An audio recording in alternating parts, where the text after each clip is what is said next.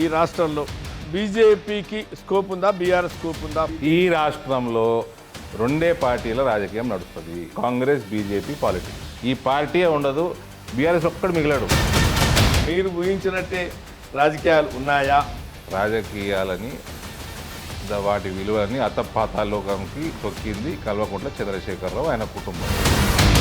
హరీష్ రావు మీ టచ్లో ఉన్నాడని కేటీఆర్ నమ్మట్లేదని బయట cadre. Sir, Harish Rao first ఆ కుటుంబ సభ్యుడా కాదా తెలుసుకోమన్నాడు. ఈ బీజేపీ కూడా బీసీ నినాదంతోనే లాస్ట్ ఎలక్షన్లో బీసీ ముఖ్యమంత్రిని చేస్తామని నినాదంతోనే వెళ్ళింది. అది 2023లో ప్రకటించారు, 28లో ప్రకటించవచ్చు, ప్రకటించపోవచ్చు, అది వాళ్ళ ఇష్టం అండి. ఈ దేశవ్యాప్తంగా కూడా ఇటీవల కాలంలో బీసీ కులగణన అనేది వచ్చింది. ఏ demand? Rahul Gandhi demand. Welcome to big interview. ఆయన మాట్లాడితే సంచలనం, విమర్శిస్తే వివాదాస్పదం. నా రూటే సపరేట్ అంటున్న నిజామాబాద్ ఎంపీ అరవింద్ గారు వాళ్ళ మన గెస్ట్. మాట్లాడదాం తాజా రాజకీయ పరిణామాల మీద, వారి అభిప్రాయాలు ఏంటో తెలుసుకుందాం. గుడ్ ఈవినింగ్ అరవింద్ గారు. రాజకీయాల్లోకి రావటానికి మీ ప్రేరణ డాడీనా, ఇంకెవరైనా ఉన్నారా? మోడీ గారు. రాజకీయాల్లో రావటానికి రైట్. ఇవాళకి రాజకీయ గురువు ఎవరు అంటే డి శ్రీనివాస్ గారు. డి శ్రీనివాస్ గారు. అచ్చా, ప్రేరణ వారు, రాజకీయ గురువు వీరు. ఏ ధైర్యం అంటే కవిత ఒక సీఎం కూతురుగా ఉన్న క్రమంలో ఏ ధైర్యంతో నిజామాబాద్ ఎంపీ టికెట్ తెచ్చుకున్నారు? గెలుస్తామనేనా? కవిత ఎందుకండి? కవిత కుటుంబంలో ఎవరైనా సరే వాళ్ళకంటే పెద్ద రాజకీయ కుటుంబము, పెద్ద రాజకీయాలు చూసింది, పెద్ద రాష్ట్రాన్ని 2 సార్లు సక్సెస్ఫుల్గా నడిపింది. దాంట్లో చాలా సెఫాలజీ, చాలా సర్వేలు ఎన్నుకుండి, చాలా ఇంట్రెస్ట్ పరంగా. కాంగ్రెస్ పార్టీ అంటే ఇంట్రెస్ట్ కాదు, సబ్జెక్ట్ మీద ఇంట్రెస్ట్ కోసము 2 సార్లు 294 నియోజకవర్గాల డెమోగ్రఫిక్స్, కాస్ట్ ఈక్వేషన్స్, ఇతర సమస్యలు, అభ్యర్థులు, ఇవన్నిటి మీద చాలా హోంవర్క్ చేసి అవగాహన సంపాదించుకున్నది నేను అమెరికా నుంచి టక్కన వచ్చి ఏదో తండ్రి చాటు పిల్లల్లాగా మాకు టికెట్లు రాలేదు, మేము ఆ రకంగా ఎదగలేదు, ఆ రకంగా రాజకీయాల్లోకి ఎంట్రీ కూడా అట్లా ఇయ్యలేదు మేము. కానీ అంటే పసుపు బోర్డు అనే ఒక వెపను నిన్ను గెలిపిస్తుందనే నమ్మకమా? ఆ వెపన్ ఎందుకు ఎత్తుకున్నారు? బహుశా ప్రజలు నమ్మించడానికి ఎఫిడవిట్ అనేటువంటి రాసి ఇవ్వటం. ప్రజలు నమ్మించటమే మా పని. నమ్మించి మోసం చేయటం కేసీఆర్ ఆయన పార్టీ పని. నమ్మించి ఆ పని చేయటం మా పని. కాంగ్రెస్ పని నమ్మించి మోసం చేయటం. కాంగ్రెస్ అనేక వాగ్దానాలు చేశారు కదా. నేను స్టాంప్ పేపర్ మీద రాసిచ్చాను, కాంగ్రెస్ వాడు మేనిఫెస్టోలో రాసిచ్చాడు. రాసియటం తప్పని నా మల్లికార్జున్ ఖర్గే అంటున్నాడు. మరి నువ్వు క్లియర్ చేయకుండానే నీ మేనిఫెస్టో బయటకు వచ్చిందా? నువ్వు ఏసీసీ ప్రెసిడెంట్వేనా? నీకు క్లియర్ చేయకుండానే మీ పీసీసీ ప్రెసిడెంట్, ఆనాడు పీసీసీ ప్రెసిడెంట్ రేవంత్కు ప్రజల ముందర పెట్టాడా? చదువుకోవడానికి రాదా? అంటే ఏదో చెప్పేయండి, అయితే అవుతుంది, లేకపోతే లేదు అన్న ధోరణే కదా. కానీ మీకు కూడా 2 టర్మ్స్ పట్టింది పసుపు బోర్డు తేవడానికి, ఫుల్ ఫ్లెడ్జ్డ్గా ఇంకా రావాల్సి ఉంది అనే. 2 టర్మ్స్ పట్టలేదు, 1 టర్మ్ పట్టింది. అంటే 1 టర్మ్ పట్టింది. ఆ టర్మ్లోనే మోదీ గారు 4 సంవత్సరాలు, నేను స్టాంప్ పేపర్ రాసిచ్చిన 4 సంవత్సరాలకి మోదీ గారు డిక్లేర్ చేయడం జరిగింది, గెజెట్ వచ్చేసింది. ప్రక్రియ కొనసాగుతూ ఉంటుంది. ప్రక్రియ ఇంకా దశాబ్దాలు కొనసాగుతుంది. కాబట్టి సో ఫర్ మీ కవిత కానీ కేసీఆర్ కానీ ఏ నాయకులనైతే నేను చూశానో చిన్నప్పటి నుంచి వాళ్ళకి కంపేర్ చేసుకుంటే దే ఆర్ 2 స్మాల్ ఫెలోస్. మీరు ఇప్పుడు మీరే అన్నారు, మీ వ్యాఖ్యలు ఊహించే నేను ఒకటి తీసుకున్నా. మీరు ఊహించినట్టే రాజకీయాలు ఉన్నాయా లేదనే లేదు, చాలా జడగొట్టిండు కేసీఆర్. రాజకీయాలని వాటి విలువలని అతపాతాలోకంకి తొక్కింది కల్వకుంట్ల చంద్రశేఖరరావు, ఆయన కుటుంబం. మేము ఎప్పుడు టీడీపీ ఉన్నది పాలనలో, కాంగ్రెస్ ఉన్నది ఇక్కడ ఉమ్మడి రాష్ట్రంలో, ఎక్కడ ఎవరి మీద దాడులు చేసుకోలేదు.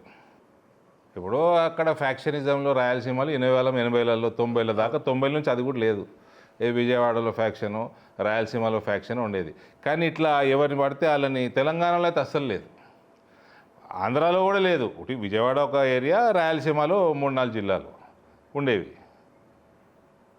కానీ మిగిలిన రాష్ట్రం ఎక్కడ ఉండేది కాదు. మొత్తం దాడులు చేయించి దొంగ పోలీసు కేసులు పెట్టించి విపరీతమైన కరప్షన్ చేసి డబ్బు పంపిణీ విపరీతంగా చేసి మొత్తం రాజకీయ వ్యవస్థని అడ్మినిస్ట్రేషన్ వ్యవస్థని నాశనం పట్టించిన మనిషి కల్వకుంట్ల చంద్రశేఖరరావు. నేను మనిషి అంటున్నాను, సంతోషపడండి.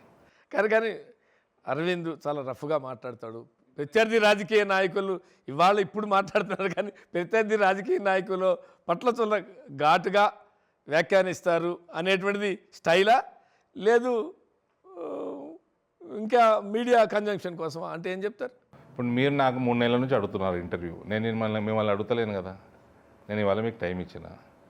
ఘాటుగా వాళ్ళకు అనిపిస్తే నేనేం చేయలేను. మీరు రఫ్గా అన్నారు. నేను రఫ్గా ఏమన్నారో చెప్పండి. రఫ్గా ఏమన్నారో చెప్పండి. నేను 2019లో అంటే ఒక కేసీఆర్ని కొన్ని సందర్భాల్లో అంటే కేటీఆర్నో కవితనో అంటే మీరు తెలంగాణ కోసం కొట్లాడారు, తెలంగాణ కోసం చావు నోట్లో తలబెట్టి తెలంగాణ రాష్ట్ర సాధించినటువంటి ప్రజల 3 కోట్ల తెలంగాణ ప్రజల ఆకాంక్ష నెరవేర్చినటువంటి వ్యక్తికి మీరు గౌరవం ఇవ్వటం లేదని చాలా సందర్భాల్లో ఆయన ఇతరులకు గౌరవం ఇస్తే ఇతరులు ఆయనకు గౌరవం ఇస్తారు. ఆయన ఒక్కడే కొట్లాడలేదు కదండి. నేను అనేకసార్లు చెప్పిన కేసీఆర్ అంటే ఎప్పటికీ ఇంత గౌరవం ఉంటుంది ఆయన చేసిన కొట్లాటకి. 2014 వరకు, 2014 తర్వాత భ్రష్టు పట్టించాడు. ఆయన పిల్లలకి ఏం సంబంధం లేదు, అటు యాజిటేషన్లో సంబంధం లేదు, 2014లో భ్రష్టు పట్టించడంలో పూర్తి సంబంధం ఉంది. కేసీఆర్ని భ్రష్టు పట్టించింది కూడా వాళ్ళే. 2000 కేసీఆర్ అనే ఆయన ముఖ్యమంత్రి కావడానికి టీఆర్ఎస్ పార్టీ 10 సంవత్సరాలు ప్రభుత్వంలో ఉండడానికి కారణం ఈ ఇల్లు. 2004లో వాళ్ళకి 42 సీట్లు కాంగ్రెస్ పార్టీలోంచి కోసి ఇయ్యడానికి కారణం ఈ ఇల్లు. దాని వెనకాల నాది కూడా చాలా పెద్ద రోల్ ఉంది. డి శ్రీనివాస్ గారి మీద తెలంగాణలో ఇవాళ కాంగ్రెస్లో ఉన్న క్యాబినెట్లో 90% మంది ఎవరైతే తెలంగాణ క్యాబినెట్లో ఒక్కరు కూడా సపోర్ట్ చేయలే. పేర్లు తీసుకోమన్నా తీసుకుంటా నేను. ఈ ముఖ్యమంత్రి కూడా తెలంగాణకు ఉద్యమంలో తెలంగాణ కావాలని మాట్లాడిన ఆయన కాదు. ఆయన దగ్గర ఉన్న అనేక మంది ఖమ్మము, నల్గొండ ఈ మంత్రులందరూ కూడా ఎవ్వరు కూడా తెలంగాణ కావాలని మాట్లాడిన వాళ్ళు కాదు. వీళ్ళందరూ రాజశేఖర్ రెడ్డి గారు, ఆంధ్ర నాయకులు, రాయలసీమ నాయకులు వాళ్ళకి ఫాలోవర్గానే ఉన్నారు. తెలంగాణ విషయంలో ఎవ్వరు నోరిపలే. ఒక డి శ్రీనివాసే సోనియా గాంధీని ఒప్పించి ఆవిడతోటి మేనిఫెస్టోలో కానీ ఎక్కడ 1 5 3 కమిట్మెంట్ చేయించి లిఖితపూర్వకంగా ప్లాన్డ్గా ఆ స్టేజ్కి తీసుకొచ్చింది ఈయన ఒకడే. ఆ రోజు అలయన్స్లో కూడా దానికి కారణం ఈయన ఒక్కడే. వేరే ఎవ్వరు కూడా ఆంధ్ర నాయకులు ఎట్లా వ్యతిరేకమే, రాయలసీమ నాయకులు ఎట్లా వ్యతిరేకమే, తెలంగాణలో ఉన్న ఇవాళ ఉన్న నాయకులు కాంగ్రెస్ పార్టీలో ఏ ఒక్కడు మాట్లాడినోడు లేడు. ఒకళ్ళు ఇద్దరు దొరుకుతుండొచ్చు. అది కూడా రాజశేఖర రెడ్డి గారు చనిపోయినాక మాట్లాడి ఒక్కళ్ళిద్దరు కూడా పేరు చెప్పమనే చెప్తా. ఎందుకు మాకు సంబంధాలు, పాత సంబంధాలు ఉన్నాయి, చెడగొట్టుకోవడం ఎందుకని. చిన్నారెడ్డి లాంటి వాళ్ళు కొంత లీడ్ తీసుకొని సంతకాలు సేకరణ చేశారు. బహుశా అది రాజశేఖర రెడ్డి గారు బతికున్నప్పుడు చనిపోయినాక చాలా పెద్ద డిఫరెన్స్ ఉందండి. చాలా పెద్ద డిఫరెన్స్ ఉంది. బతికున్నప్పుడే చిన్నారెడ్డి గారు చేసి ఉంటే అదే ఒకళ్ళిద్దరు తప్ప అన్న. అంటే ఇక్కడ లోకల్గా బలంగా మాట్లాడటం ఒకటి, సోనియా గాంధీ గారిని ఒప్పించటం రెండోది. అది పెద్ద టాస్క్. అది మీరు బయట ఏం మాట్లాడుకొని రాజకీయాలు చేసుకున్నా మీ టికెట్ కోసమో లేకపోతే పదవి కోసమో చేసుకోవటం వేరు, పదవి రాకపోతే చేసుకోపోవటం వేరు. నేను అందరి చరిత్ర చెప్తా. కాంగ్రెస్లో ఎవరు ఎందుకు చేశారు, పదవి వస్తే చేశారా, పదవి కోసం చేశారా, పదవి రాకుంటే చేశారా, ప్రతి ఒక్కళ్ళ చరిత్ర చెప్తా. ఇవాళ ఉన్న క్యాబినెట్ వాళ్ళ కూడా చరిత్ర చెప్తా. అందుకని నేను మరీ చెప్తా. ఎప్పుడన్నా కాంగ్రెస్ వాడు నన్ను ఏమన్నా అంటే మాట్లాడకండ్రా బాబు, మీ గోయి మీరే దోకున్న వాళ్ళు అవుతారు అని చెప్తా. కానీ ఇక్కడ ఇంకొక విషయం, మీరేమో వాళ్ళు భ్రష్టు పట్టించారు, రాజకీయాలను భ్రష్టు పట్టించారు, వ్యవస్థలను భ్రష్టు పట్టించారు అని మీరు అంటున్నారు. కానీ ఇప్పుడు మళ్ళీ మమ్మల్ని ప్రజలు కోరుకుంటున్నారు.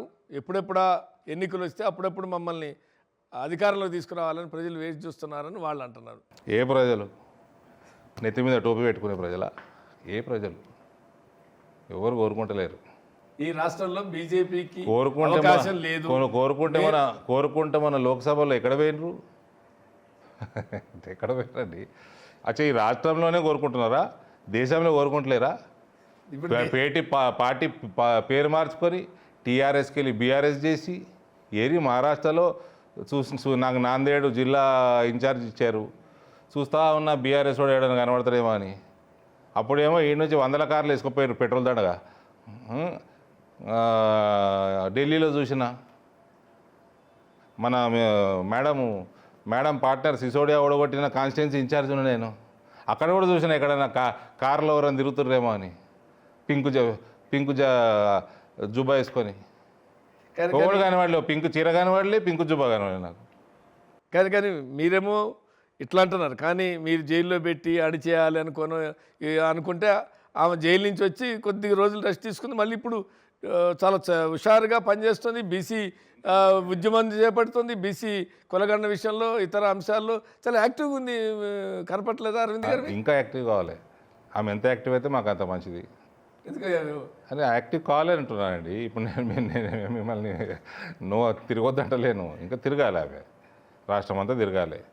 ఆమె సిరిసిల్లలో కూడా తిరగాలి, సిద్దిపేటలో తిరగాలి, సిరిసిల్లలో తిరగాలి. ఎందుకు వాళ్ళు ఎంత తిరిగితే వాళ్ళ కుటుంబ కలహాలు అంత పెరిగితే మంచిదని చూస్తున్నారా? చెల్లెమ్మ వస్తే అన్నకి ప్రాబ్లం అయితే మేమేం చేస్తాం, మీరేం చేస్తారు? ఎక్కువ సిరిసిల్లలో కూడా తిరగాలి ఆమె. ఇప్పుడు పాపం రాహుల్ గాంధీ ఆయన కాన్స్టిట్యున్సీ అలా చెల్లగేలే, 3 లక్షలతో గెలిపించిన కాన్స్టిట్యున్సీ చెల్లకిచ్చేసిండు. ఈయన కూడా చెల్లకిచ్చేయాల. సిరిసిల్ల బయట అంతా ఓడిపోతున్నది చెల్ల, ఇక్కడ సిరిసిల్ల ఆయన ఏమైనా పని చేసి ఉంటే అక్కడ ప్రజలకి కుటుంబం మీద ప్రేమ ఉంటే చెల్లకిచ్చేయాల సిరిసిల్ల. ఏమున్నది? కానీ మీరు అన్నట్టుగా సరే వాళ్ళు చెల్లికి ఇస్తారా ఎవరా అనేటువంటిది అయితే అరే ఇవ్వాలని కోరుకుంటున్నానండి. కవిత ఎక్కువ తిరగాలని చెప్తున్నా. ఇవ్వాలి అనుకున్నారు. ఇవాళ కూడా ఎక్కడో నేను చూసా, ఆమె ఎక్కడికి పోయినా సీఎం నినాదాలు ఇస్తున్నారు. మీరేమో ఎమ్మెల్యే సిరిసిల్ల ఇస్తే చాలని మీరు. సీఎం కాదు సార్, వాళ్ళ భారత రాష్ట్ర సమితి పిఎం నినాదాలు ఇవ్వాలి ఆమెకి, లేడీ ప్రైమ్ మినిస్టరు. కానీ ఇక్కడ ఇంకొక విషయం అంటే ఇవాళ ఈ రాష్ట్రంలో మీరు ఖచ్చితంగా బీజేపీకి స్కోప్ ఉందా, బీఆర్ఎస్ స్కోప్ ఉందా? ఒకవేళ మీరు అన్నట్టు కాంగ్రెస్ మీద రేపు పొద్దున వ్యతిరేకత పెరిగి ఈ రాష్ట్రంలో 2 పార్టీల రాజకీయం నడుస్తుంది. This state will only see Congress BJP politics from here on. కానీ గ్రాడ్యుయేట్స్ ఎన్నికల్లో మీకోసమే అభ్యర్థిని కూడా నిలబెట్టకుండా బహుశా కరీంనగర్, నిజామాబాదు, ఆదిలాబాదు, మెదక్ ఈ ఏదైతే ఉందో అది మీకోసమే త్యాగం చేసిన బీఆర్ఎస్ క్యాండిడేట్ దొరకక నిలబెట్టలేదా? మీకోసం త్యాగం చేశారంటుంటే మీరేం క్యాండిడేట్ దొరకని క్యాండిడేట్ దొరక్క నిలబెట్టలేదా? నిజామాబాద్ ఉమ్మడి జిల్లా లోకల్ బాడీ ఎమ్మెల్సీ గారు మీ నాయకురాలు, మీరు పదే మాట్లాడుతున్న ఆవిడ గురించి, ఆమె రాజీనామా చేయమనండి, మంచి బీసీకి ఇవ్వమనండి ఎమ్మెల్సీ. రైట్. అంటే ఇక్కడ ఒకటైతే చెప్పండి, ఇప్పుడు ఒక దశలో ఆనెస్ట్గా చెప్పాలి, ఒక దశలో బీజేపీలో విలీనం చేయాలనుకున్నారా, బీజేపీతో జతకట్టాలనుకున్నారా, పార్లమెంట్ ఎన్నికలప్పుడా, అసెంబ్లీ ఎన్నికలప్పుడా, లేదు ఆమె బెయిల్ కోసం జరిగిందా లేదా? అరవింద్ గారు, భారతీయ జనతా పార్టీ చెప్పులు తొడుక్కోదు. ఒకవేళ తొడుక్కుంటే ఆ చెప్పుకు కూడా దాకనీయం బీఆర్ఎస్ పార్టీ అని మీ స్థాయిలో ఉంటుంది కదా. వాళ్ళు ఒక దశలో చర్చలు జరిపారు అనేది కాన్ఫిడెన్షియల్ న్యూస్. అది కేసీఆర్ న్యూస్, కేసీఆర్ ఛానల్. అది మీరు టీవీలో కూడా ఉన్నారు, అప్పుడు మీకు ఇన్ఫర్మేషన్ వచ్చి ఉంటుంది. అప్పుడు కాదు, నేను లేటెస్ట్ సంగతి. వాళ్ళు అట్లా రాపించుకుంటా ఉంటారు వాళ్ళ ఛానల్లో, న్యూస్లో రాపించుకుంటారు. కేటీఆర్ హరీష్ ఇద్దరు కలిసి వెళ్ళారని. మోదీ గారు బిజీగా ఉన్నారు, అమిత్ షా గారు బిజీగా ఉన్నారు, నడ్డా గారు బిజీగా ఉన్నారు. వీళ్ళ ముగ్గురికి గీళ్ళతోటి మాట్లాడే టైము లేదు, వాళ్ళు మాట్లాడే ఇష్టం కూడా లేదు. వీళ్ళంటే వాళ్ళకి అస్సలు ఇష్టం లేదు. రేపటి రోజున మీకు ఇక్కడ అవసరమైతే ఒకవేళ బీఆర్ఎస్ని కలుపుకుంటే తప్ప మా అధికారులకు రాలేమో అని అనుకుంటే కూడా కలుపుకోరా? మాకు దగ్గర కనుచూపు మేరల్లో కూడా బీఆర్ఎస్ పార్టీ ప్రత్యేకంగా వాళ్ళ కుటుంబ మెంబర్స్ ఎవరైతే ఉన్నారో దగ్గరలో కూడా రానియం. కానీ రాజకీయాలు అది సాధ్యం. అరవింద్ గారు నిజం చెప్పండి, చంద్రబాబు కూడా చాలా విమర్శించాడు ప్రధానమంత్రిని. ధర్మ పోరాటం అన్నాడు. 2019కి ముందు బయటకు వచ్చి ప్రధానమంత్రి గారిని చాలా స్ట్రాంగ్గా విమర్శించారు, ఇవన్నీ చేశారు. కానీ ఇవాళ పొరపాటు అయిందని ఆయన్నే వచ్చారు, ఎన్డీఏలో కలిశారు. వస్తారేమో. అవునండి, ఆయన్నే వచ్చారు, ఎన్డీఏలో కలిశారు. ఇవాళ మళ్ళీ ఇక్కడ ఉన్నారు. ఇవాళ నరేంద్ర మోదీ ప్రపంచ స్థాయి నాయకుడు, ప్రపంచాన్ని దిశానిర్దేశం ఇవ్వాల్సిన బాధ్యత కూడా మోదీ గారే ఇవ్వగలుగుతారని కూడా చంద్రబాబు గారు అంటున్నారు. అంటున్నారు కదా. ఇక్కడ టీఆర్ఎస్ వాళ్ళు మోదీ గారు తిట్టలేదని నేను అంటలేను. మేము రానిచ్చే ప్రశ్ననే లేదని నేను రాజకీయాల్లో అరవింద్ ధర్మపురి అంటున్నాడు. మా నాయకత్వం నాకు తెలుసు కాబట్టి నేను చెప్తున్నా మీకు. ఆఫ్ కోర్స్ నేనేమంటున్నా, రాజకీయాల్లో శాశ్వత మిత్రులు ఉండరు, శాశ్వత శత్రువులు ఉండరు.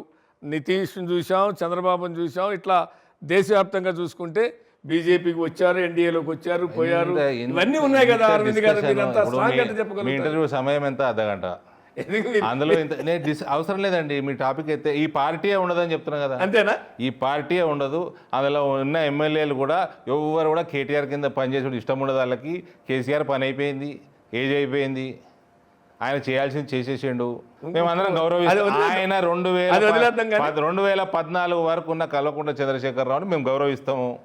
ఆ తర్వాత ఆయన చేసిన పనులకి ఆయన ఖరాబ్ అయిపోయింది తప్ప అప్పటి వరకు అయితే ఆయన చేసిన పనికి మేము గౌరవిస్తాం. Last question, that party will not survive. కానీ దాంట్లో ఎమ్మెల్యేలు కానీ, దాంట్లో నెంబర్ 2, 3గా ఉన్నటువంటి హరీష్ రావు కానీ కొద్దిగా ఉన్న టచ్లోకి వచ్చారా? ఎవరికి? బీజేపీకి. ఆ పార్టీని వదిలేద్దాం. ఆ పార్టీ సర్వే కాదు కాబట్టి మరి ఆ పార్టీలో ఉండే ఎమ్మెల్యేలు, లీడర్లు వాళ్ళకి రాజకీయ భవిష్యత్తు కుటుంబ సభ్యులు తప్ప. ఆయన కుటుంబ సభ్యుడు. హరీష్ రావు దూరం కదా, కొద్దిగా మరీ కుటుంబ సభ్యుడేం కాదు. వాళ్ళిద్దరు అది కవిత కేటీఆర్ చెప్పాలా కుటుంబ సభ్యుడు? మీరు చెప్పచ్చు కదా. నేనెట్లా చెప్తానండి? అదే వాళ్ళ కుటుంబం, మీ వ్యూ పాయింట్లో వాళ్ళకి ఏదో సుట్టమైతాడని తెలుసు నాకు. కేసీఆర్ సుట్టమైతాడని తెలుసు.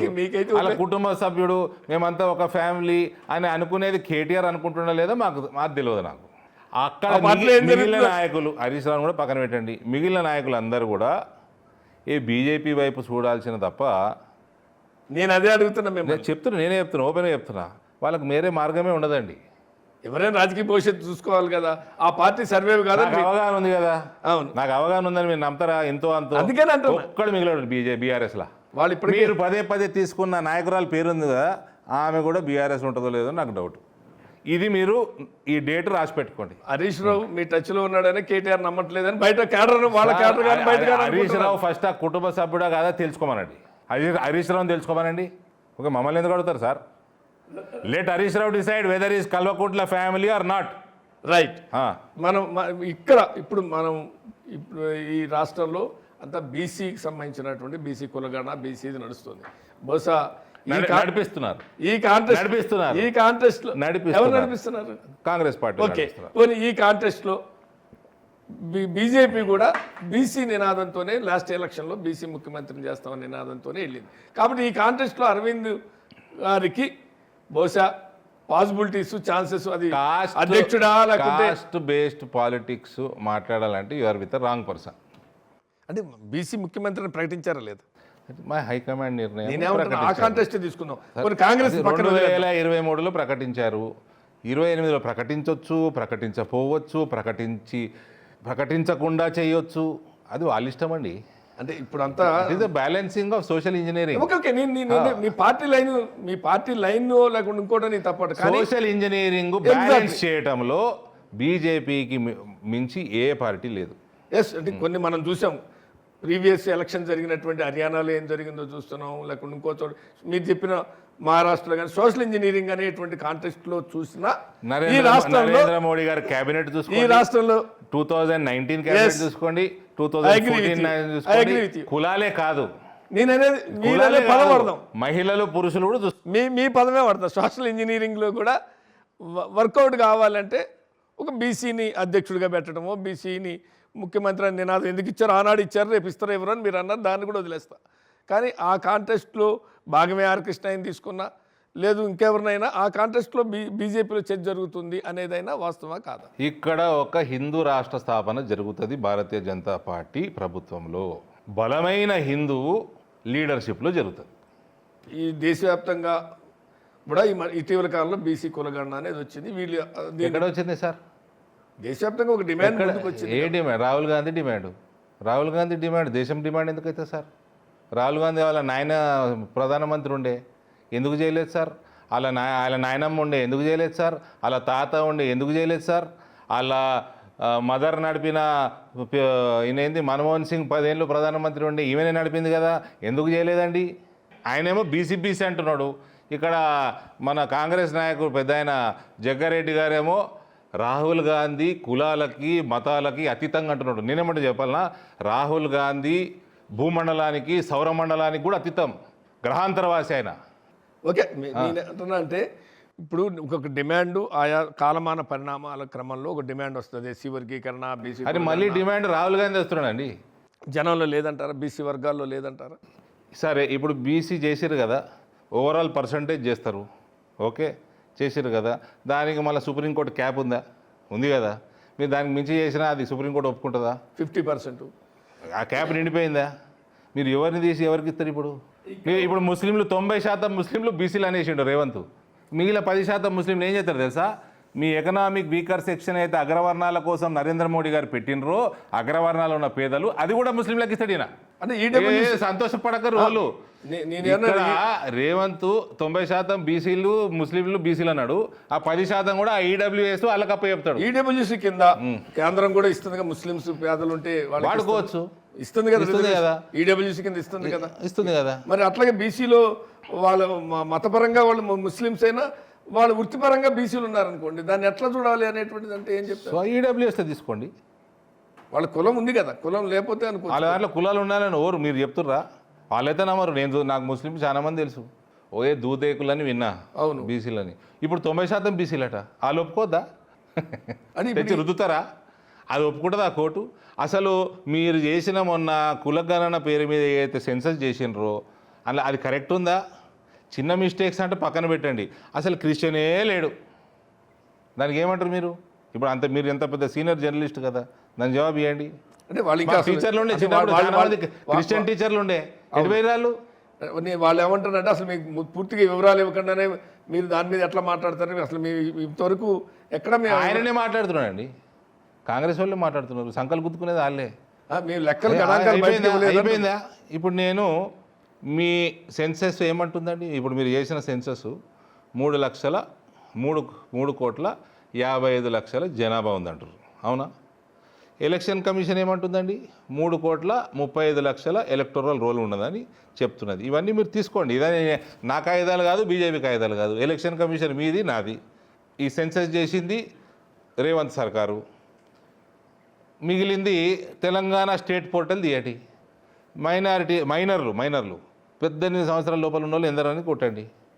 6 సంవత్సరాల లోపల ఉన్న పిల్లలు 39 లక్షల మంది ఉన్నారు. 38,99,000 పైన చిలుకు ఉన్నారు, అంటే 39 లక్షల మంది ఉన్నారు. 6 నుంచి 18 ఈ 12 సంవత్సరాల బ్రాకెట్లో ఎందరు ఉండాలా?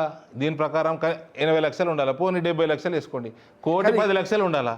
మీ ఓటర్ల సంఖ్య ఎంత? ఎలక్షన్ కమిషన్ 335 ప్లస్ 1,10,00,000 445 4.5 కోట్ల దాకా మీకు జనాభా ఉండాలా. మీరు ఎంత జనాభా చూపిస్తున్నారండి? 3,40,55 చూపిస్తున్నారు. 90 లక్షల మంది. నేనేమంటున్నా 90 లక్షల మంది క్రిస్టియన్ లేరు. కాసేపు అంగీకరిస్తాను. నేనేమంటున్నా సార్, నేను అంగీకరిస్తాను. అంగీకరించినప్పుడు ఇది మీరు అంగీకరించారు కదా, ఇది ఎందులో నా కాయిదాలు లేవు కదా. వినండి సార్, ఇది మీరు అంగీకరిస్తే ఇక దాని గురించి డిస్కషన్. నా ప్రశ్న ఏంటంటే కేంద్రం చేయాల్సిన పని సెన్సస్ కావచ్చు, సెన్సస్ లో భాగంగా సరే పాలసీ పరంగా కేంద్రం ఒప్పుకోకపోతే that is the different thing. Caste పని చేయాలో కేంద్రం నిర్ణయిస్తారు. నిర్ణయించారు, వాళ్ళు చేయని పని రాష్ట్రాలు చేయాలో కేంద్రం నిర్ణయిస్తాయి. మీరు ఏం పని చేసుకుంటారో మీరు చేయదలుచుకుంటే చక్కగా చేసుకోండి. 1,00,00,000 మంది జనాభాని గాయబ్ ఎక్కడికి చేసినావు? మరి దాని మీద డిస్కషన్ ఎందుకు? నేను రుజువు చేసిన 1,00,00,000 మంది జనం లేరు అని నీ సెన్సస్ చెప్తున్నది, ఇక దాని మీద డిస్కషన్ ఎందుకండి? అది బీజేపీ కూడా శాసనసభలో ఉంది, బీజేపీ కూడా డిస్కషన్లో పాల్గొంది, ఫ్లోర్ లీడర్స్ ఉన్నారు. సరే, వాళ్ళు కొన్ని విషయాలు వాళ్ళు మాట్లాడారు, నేను గుర్తించింది నేను మాట్లాడుతున్నా. నేనేమంటానంటే దీని మీద ఒక పాలసీ డిసిషన్ కేంద్ర పార్టీ కానీ రాష్ట్ర పార్టీ కానీ ఇది అసలు అవసరం లేదనో, ఇది అనవసరమైందనో ఏదో కాదు సార్. దానికి మధ్యలో ఈయన ఇంకోటి పెట్టిండు, ఏంది? మోదీ గారట ఆయన లీగల్లీ కన్వర్టెడ్ బీసీ. ఓకే, ఇప్పుడు మస్తు కులాలు, ఒక రాష్ట్రంలో బీసీ ఉంటుంది, ఒక రాష్ట్రంలో ఎస్టీ ఉంటుంది, ఒక రాష్ట్రంలో ఓసీ ఉంటుంది, కాపులు ఇక్కడ ఆంధ్రాలో కాపులు, ఇక్కడ బీసీలు, మహారాష్ట్ర పోతే ఎస్టీలు, అక్కడ ఎస్టీలు. ఇప్పుడు ఆయన ఏమంటున్నాడు, మోదీ గారు అగ్రవర్ణం నుంచి 90 ఆయన అబద్ధం చెప్పిండు. ఫస్ట్ ముఖ్యమంత్రి అబద్ధం ఏం చెప్పిండంటే మోదీ కన్వర్టెడ్ బీసీ ముఖ్యమంత్రి అయినాక మార్చుకున్నాడు అని. అది ముఖ్యమంత్రి కాకంటే ముందే 94 కాంగ్రెస్ వాళ్ళు మార్చిండ్రు, కాంగ్రెస్ గవర్నమెంట్ మార్చింది, బీసీ అయ్యిండు. ఆయనకు అప్పటికి ఎలక్షన్ నిలబడలే, ఆయన ఎమ్మెల్యే కూడా కాదు, అదే అబద్ధం చెప్పి ఏదో దుమారం లేపిండు. అవునా? ఇప్పుడు ఇప్పుడు ఆగండి, ఇది మీరు ఎడిట్ చేయకుండా చూపెట్టండి. ఇందిరాగాంధీ భర్త పేరు ఏందండి? ఇందిరాగాంధీ భర్త పేరు ఏంది? చెప్పండి. ఫిరోజ్ జహంగీర్ ఘండి, GHANDY, గాంధీ కాదు, GHANDY. ఆయన పార్సీ. సో ఇందిరాగాంధీ ఏమవుతుందండి? పార్సీ అవుతుంది. జగ్గారెడ్డి గారి ప్రకారం, ఇందిరాగాంధీ గారి ప్రకారం అంటలేదు నేను, జగ్గారెడ్డి గారి ప్రకారం. ఎందుకంటే జగ్గారెడ్డి గారు ఏమన్నారు, సోనియా గాంధీ గారు రాజీవ్ గాంధీ గారిని పెళ్లి చేసుకున్నాక ఆమె హిందువు అయింది, రాహుల్ గాంధీ హిందువు, బ్రాహ్మణ్ అని జగ్గారెడ్డి గారు అన్నారు. మరి జగ్గారెడ్డి గారు ఇందిరాగాంధీ ఏమవుతారో చెప్పాలి. మరి జగ్గారెడ్డి గారి లాజిక్ ప్రకారం ఇందిరాగాంధీ పార్సీ అయింది, రాజీవ్ గాంధీ పార్సీ అయ్యిండు, క్రిస్టియన్ పార్సీని పెళ్లి చేసుకుంది, ఈయన హిందూ అంటున్నారు, ఈయనని బ్రాహ్మడు అంటున్నారు రాహుల్ గాంధీ. నేను చిక్కడపల్లిలో పుట్టి పెరిగిన, నేను హిమాయత్నగర్లో పుట్టిన, నేను స్కూల్ అంతా చిక్కడపల్లి బాగలింగంపల్లిలో ఉన్నా. అక్కడ చాలామంది బ్రాహ్మణ మిత్రులు ఉన్నారు, నా ట్యూషన్ మేట్స్ ఉన్నారు. వాళ్ళు ఫోన్ చేశారు, ఏమండి ధర్మపురి గారు, వీళ్ళు బ్రాహ్మణులు అయితే మేము ఎక్కడ పోవాలండి? ఉపనయనం అయిందా? యజ్ఞోపవీతం సంగతి ఏంది? ఈయనకి సంధ్యావందనం తెలుసునా? ఈయన గాయత్రి మంత్రం వస్తుందా? ఈయన బ్రాహ్మడైతే మేమందరం ఏం కావాలి? ఉపనయనానికి జగ్గారెడ్డి గారు పోయారా? ఇవన్నీ ప్రశ్నలు వస్తున్నాయి. ఇవన్నిటికీ మళ్ళీ ఎవరు? కాంగ్రెస్ వాళ్ళు చెప్పాలి జవాబు, జగ్గారెడ్డి గారు జవాబు చెప్పాలి. మీరు అన్నట్టుగా రేవంత్ రెడ్డి ఒక వ్యూహమా, లేకుంటే ముఖ్యమంత్రి లేదు మిమ్మల్ని ఆ వివాదాల్లోకి లాగాలన్నారు, మీరు కూడా ఆ వివాదాల్లోకి వెళ్ళారు కదా. దాంట్లో వివాదం కాదు సార్, ఆయన చేయబట్టి మాకు ఫోన్లు వస్తున్నాయి, నీకు జవాబులు చెప్పాలి. మరి అదే నేను అంటున్నా, అంటే ఒక ఒక ఒక రాజకీయ పార్టీ ఒక వ్యూహం. జందంకి మొలతాడికి తేడా తెలుసా రాహుల్ గాంధీకి? ఏదో పనికి మాలిన కుల ఇది తీసుకురావాలా, హిందువులను డివైడ్ చేయాలా, ఇది మేము చిన్నప్పటి నుంచి చూస్తున్నాం కాంగ్రెస్ రాజకీయాలు. ఏం కొత్త కాదు, ఏం రావు. This is going to become strong Bharatiya Janata Party state. హిందూ రాష్ట్ర స్థాపన చేస్తాం. మీరు కంట్రోల్ చేయలేని ఏదైతే ఉందో యూపీలో చేసి చూపించినాం కదా, అటువంటి పాలన ఇక్కడ ఎవడు కూడా ఎమ్మెల్యే ఓల్డ్ సిటీకి పోతే వాడు పిస్టల్ తీసుకోతాడు, కాలుస్తాడు, వాడు హాస్పిటల్ డాక్టర్లను కొడతాడు, ఇష్టానుసారంగా అక్కడ ఆ ప్రపంచమే వేరు. బిల్లులు కట్టరు, ప్రాపర్టీ ట్యాక్సులు కట్టరు, మీ జేసీబీ హైడ్రా జేసీబీ అటు దిక్కుపోదు. ఇవన్నీ సక్రమంగా పాలన ఎట్లా చేయాలని కూడా మేము చూపిస్తాము. కానీ ఒకటైతే ఒప్పుకోవాలి అరవింద్ గారు, కాంగ్రెస్ కల్చర్ ఎంతో కొంత బీజేపీకి రాలేదా? ఏం నచ్చింది మీకు తెలుసు. ఇక్కడ నాయకుల మధ్య అనైక్యతో, లేకుంటే నాయకులు మధ్య సమన్వయ లోపమో, లేకుంటే అధ్యక్షుడి ఎన్నికలో కాంగ్రెస్ ఎంతైతే శశబిషలు చేసుకుందో బీజేపీ కూడా కింద మీద దాని మీద కాంగ్రెస్లో గ్రూపులు ఉన్నాయని బీజేపీలు ఉన్నాయంటే లేదండి. బీజేపీలో కాంగ్రెస్లో గ్రూపులైనా టీఆర్ఎస్లో గ్రూపులైనా it's a difference of opinion. Internal politics, internal democracy, it's okay. What is wrong in it? అంటే కాంగ్రెస్లో ఏమో బహిరంగంగానే మాట్లాడుకునేటువంటి సంస్కృతి ఏదైతే ఉందో అది అంటే మీరు ఇంటర్నల్ అన్నారు, అభ్యంతరం లేదు. ఎవరికి కూడా డెమోక్రసీలో, ప్రజాస్వామ్య వ్యవస్థలో, పార్టీలో భిన్నాభిప్రాయాలు ఉండటం తప్పు కాదు. భిన్నాభిప్రాయాలు లేకపోతే అసలు అది పార్టీనే జీవం లేదని అనుకుంటాం. మీరు చెప్పినట్టు భిన్నాభిప్రాయాలు ఉండటం వేరు, బహిరంగంగా ఒకరిపై ఒకరు మాట్లాడుకుంటారు. నిన్నగాక మొన్న రాజాసింగ్ మాట్లాడిన, అంతకుముందు ఎలక్షన్ ముందైతే ఇక చాలా మాట్లాడుకున్నారు. మీకు కూడా తెలుసు, దానివల్ల నష్టం జరిగిందా లాభం జరిగిందో కూడా నేను ప్రస్తావించాల్సిన అవసరం మీకు కూడా తెలుసు. ఆ కల్చర్ అంటాను నేనేది. నేను కూడా కొత్త ఏం కాదు, ఇవన్నీ కొత్త ఏం కాదు. ఇట్లా కాంగ్రెస్ చాలామంది మాట్లాడితే మా తండ్రి గారు పోయి అందరినీ బుజ్జగించి అందరినీ కలిపి చేస్తేనే అప్పుడు ఆనాడు కాంగ్రెస్ ప్రభుత్వం వచ్చింది. ఆనాడు 33 సీట్లు, 34 సీట్లు ఒకసారి, 36 సీట్లు, 35 సీట్లు ఇంకోసారి, highest number of Lok Sabha seats UPA 1కి యూపీఏ 2కి వచ్చినాయి. ఎందరికీ అందరి దగ్గర పోయి బతిమలాడి కొట్టాడకుర్రని ఆయన డైలాగులు కొట్టకుర్రి, పోయి మీడియాలో మాట్లాడకుర్రి, ఆయన మెల్ల కలిపిన పని ఆయన చేసిండు. టీఎస్ గారు కూడా పాపం ప్రజాస్వామ్యం ఉన్న పార్టీని వదిలేసి అదే అది కాంగ్రెస్ నియంత్రణతో ఉన్న పార్టీ నా లెక్క ప్రకారం గాంధీల కంటే ఎక్కువ లాయలు ఉండే ఆయన కాంగ్రెస్కి. లాయలు ఉన్నారు కాబట్టి సో ఆనాడు ఇప్పుడు- ముఖ్యమంత్రి ఇప్పుడు- తెలియకుండా ఇప్పుడు- అరవింద్ గారు లాయలు ఉన్నారు కాబట్టి ఆనాడు ముఖ్యమంత్రి తెలియకుండా బెంగళూరు నుంచి రమ్మని ఈజీ ఇవ్వరు పిసిసి చీఫ్ అని. Politics sir, that is politics. Okay, వాళ్ళ పార్టీ, వాళ్ళ నాయకుడు, వాళ్ళ ఆ రాష్ట్ర అధ్యక్షుడు, వాళ్ళ లాయల్టీ గురించి అట్లా రమ్మంటే అట్లా పోతాడు, ఇట్లా రమ్మంటే లాయల్టీ గురించి మీరు అన్నందుకు నీకు గుర్తు చేస్తున్నా అంతే. జస్ట్ అవును.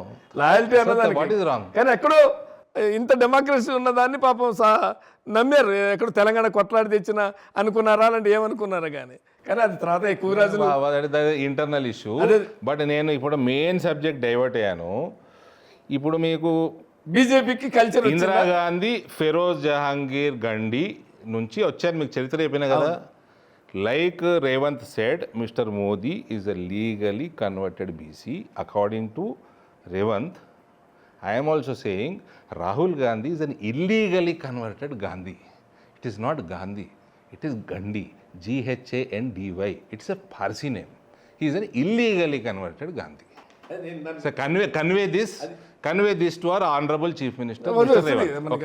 అది ఆల్రెడీ ఇంతకుముందు కూడా ఎవరో బీజేపీ వాళ్ళు కామెంట్ చేశారనుకోండి. నేనేమంటున్నా అంటే ఇప్పుడు మనం సరే మీరేమో పవర్లోకి వస్తామని చాలా కాన్ఫిడెంట్గా ఉన్నారు. అవతల ఇప్పుడు ప్రధాన అపోజిషన్ అనేది ఇక దానికి భవిష్యత్తు లేదని తేల్చి చెప్పారు. కానీ భవిష్యత్తు ఉంది, అధికారంలోకి వస్తాం అనుకుంటున్నటువంటి పార్టీ ముందు కూడా కొన్ని సవాళ్ళు ఉంటాయా ఉండవా అనేటువంటిది ఉంటాయి. వాళ్ళ ప్రయత్నం వాళ్ళు చేసుకుంటారు. ప్రజలు ఏ రకంగా ఆలోచన చేస్తారు, ప్రజలు పల్స్ ఎట్లుందో, ప్రజలకి ఏం కావాలో మాకు కూడా బాగా తెలుసు, వాళ్ళకంటే ఎక్కువ తెలుసు. మీ గురించి చెప్తున్నాను, మాకు తెలుసు కాబట్టి చెప్తున్నాము.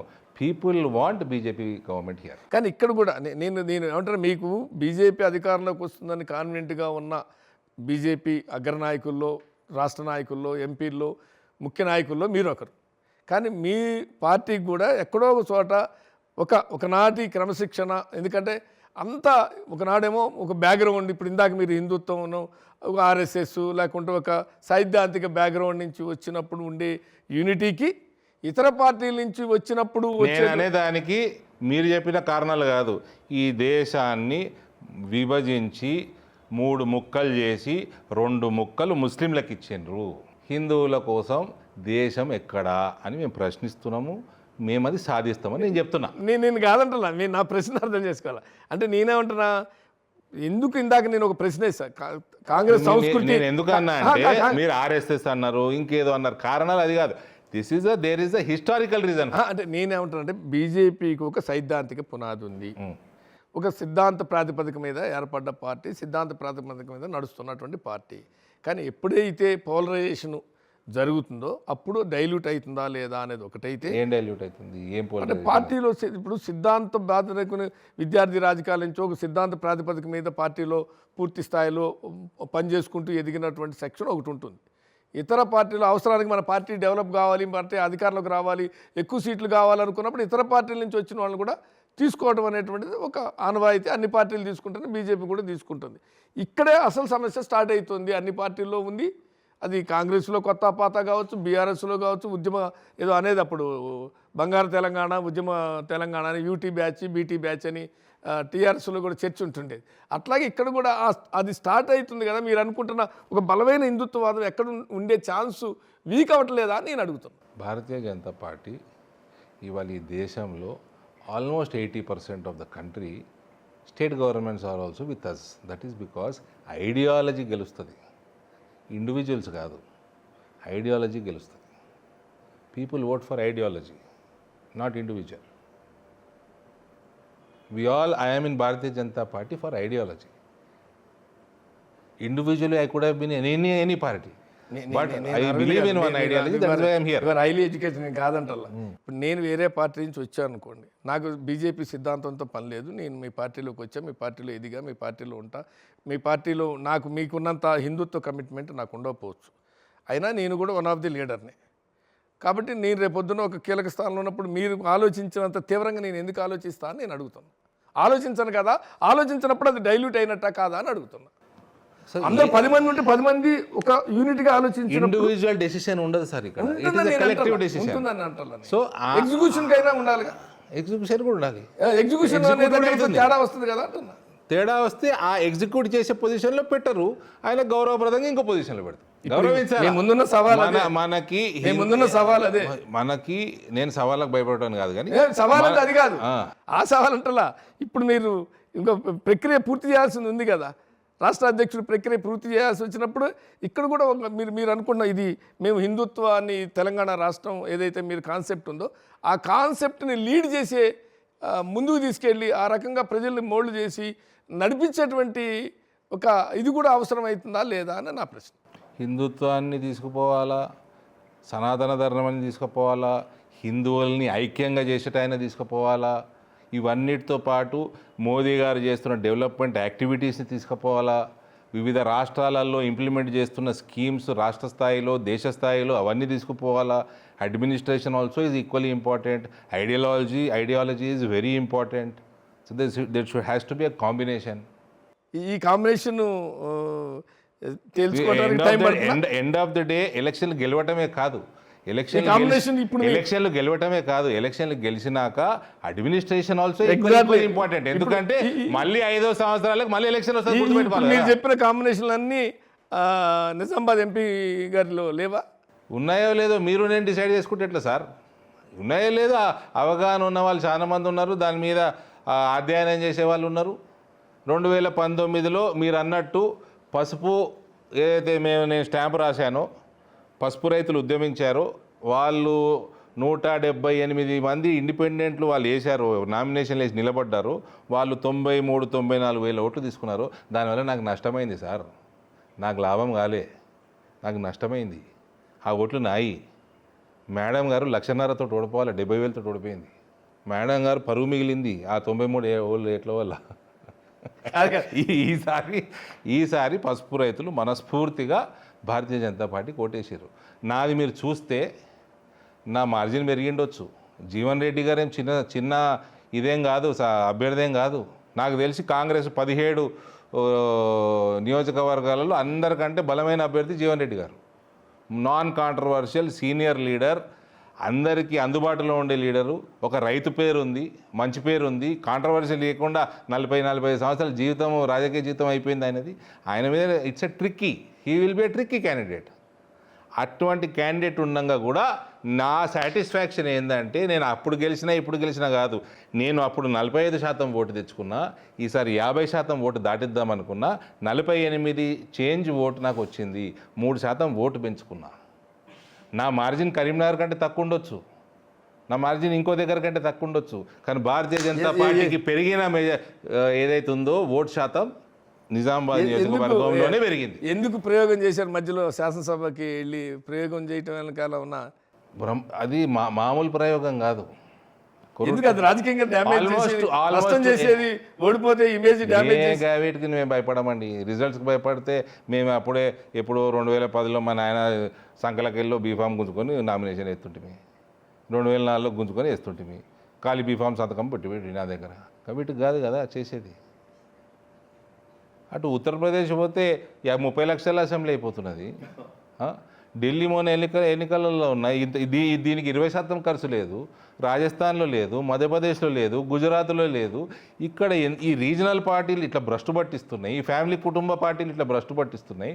ఇది ఎక్కడో అక్కడ చేంజ్ చేయకపోతే పేదలు ఎప్పటికీ పేదలే ఉంటారు, ఎప్పుడు రోడ్లు ఇట్లా దరిద్రంగానే ఉంటాయి. ఇప్పుడు ఢిల్లీ అంటే గుర్తు చేశారు, ఢిల్లీలో రాహుల్ గాంధీ గెలిపించండి, ఆయన KTR BRS working president tweet కూడా చేశాడు. కేటీఆర్ ఆయన చెల్లెని గెలిపించుకోవాలి ఫస్ట్. ఢిల్లీలో ఏమవుతుందో ఆయనకేం సంబంధం, ఆయనకి ఏం తెలుసు? ఆయన ఎందుకు క్యాండిడేట్ పెట్టలేదు మరి? భారత రాష్ట్ర సమితి ఏది ఎక్కడుంది? ప్రాంతీయ పార్టీలే శ్రీరామ్ రక్ష అని అంటుంటే మళ్ళీ ఇప్పుడు మీరేమో బీఆర్ఎస్ ఎందుకు క్యాండిడేట్ పెట్టలేదని మీరు అంటున్నారు. ఇటీవల కాలంలో చాలాసార్లు మాట్లాడారు కదా, ప్రాంతీయ పార్టీలే శ్రీరామ్ రక్ష తెలంగాణకి. వీళ్ళు అన్న చెల్లెళ్ళు ఇట్లా డైలాగులు కొట్టుకోవాలి, ఎలక్షన్లు వస్తే నిలబడేది లేదు, పీకేది లేదు, ఇట్లా డైలాగులు కొట్టుకోవాలి, ప్యాకేజీలు మాట్లాడుకోవాలి, ఛానల్లో చూపెట్టుకోవాలి, రైట్ అంతే. మన సబ్జెక్ట్కి వద్దాం. అంటే ఎందుకు ఇప్పుడు మీరు ఇంత టాస్క్ రేపు పొద్దున మేము అధికారంలోకి రావాలనే టాస్క్ ఉంది, ఇంకో 4 సంవత్సరాలు, ఒక ఎలక్షన్ ఇయర్ తీసేస్తే ఒక సంవత్సరం అయిపోతుంది, ఎలక్షన్ ఇయర్ సంవత్సరం తీస్తే ఇంకా 3 సంవత్సరాలు, గట్టిగా అంటే 3 సంవత్సరాలు. కానీ అధ్యక్షుడి ఎన్నిక రోజు రోజుకి లేట్ కావటం అనేటువంటిది కూడా మీ టాస్క్కి నష్టం కదా? నేనేమనుకుంటలే నష్టం అవుతుంది. ఎందుకు రేపు పొద్దున నడిపించాలి కదా దీన్ని, పార్టీ నడపాలి. ఇన్ని రాష్ట్రాలు నడుపుతున్నాం, ఇది కూడా నడుపుతామండి. ఏం పెద్ద పని? గెలిచేది కూడా పెద్ద పని కాదు. ఇక్కడ ఇన్ని రోజులు గెలవలేదు, అవతల రోజులు అదృష్టం. అది అలా అదృష్టం కూడా ఎన్ని రోజులు ఉంటుంది, దానికి కూడా టైం ఉంటుంది, లిమిట్ ఉంటుంది. అయిపోయింది. రేపు 2 ఛాలెంజ్లు మీకు రావు ఈ తెలంగాణలో అని బలంగా నమ్ముతున్నా. ఎస్సీ వర్గీకరణ అనుకున్నారు, వాళ్ళు ఏదో ఒక ప్రయత్నం చేసి దాని చట్టబద్ధత కల్పించేయాలనుకున్నారు. మీ నుంచి కాంగ్రెస్ హైజాక్ ఏదో బీజేపీ కృష్ణమాదిగా బీజేపీ వల్ల వర్గీకరణ అంటే వాళ్ళు చట్టబద్ధత కల్పించాలనేది ఒకటి అనుకున్నారు. బీసీ నినాదం అనేటువంటిది ఫ్లేరప్ అవుతుందా, అంతటితో ఆగిపోతుందా? రేపొద్దున బీసీ కానీ లేకుంటే ఎస్సీ వర్గీకరణ కానీ రేపు మీ రాష్ట్ర అధ్యక్షుడు అయ్యే వాళ్ళకి ఈ 2 ఛాలెంజ్లు ఉండవా? ఛాలెంజ్ ఏముందండి? ఇప్పుడు ఎస్సీ వర్గీకరణ ఎప్పటి నుంచో కొట్లాడుతున్నాడు కృష్ణమాది గారు. ఎస్సీ వర్గీకరణ అప్పట్లో ఉమ్మడి ఆంధ్రప్రదేశ్ తెలంగాణ విభజించడానికి ఒక పెద్ద చిక్కుముడి ఎస్సీ వర్గీకరణ ఉండే. అక్కడ మాలలు ఎక్కువ ఉన్నారు, ఇక్కడ మాదిగలు ఎక్కువ ఉన్నారు. ఇది ఎస్సీ వర్గీకరణ సమస్య సాల్వ్ అయిపోతుంది అనుకున్నాం. ఇవాళ సమస్య సాల్వ్ చేయడం నరేంద్ర మోదీ గారు చేసిండ్రు. ఇది మాదిగ సోదరులకు తెలియదా?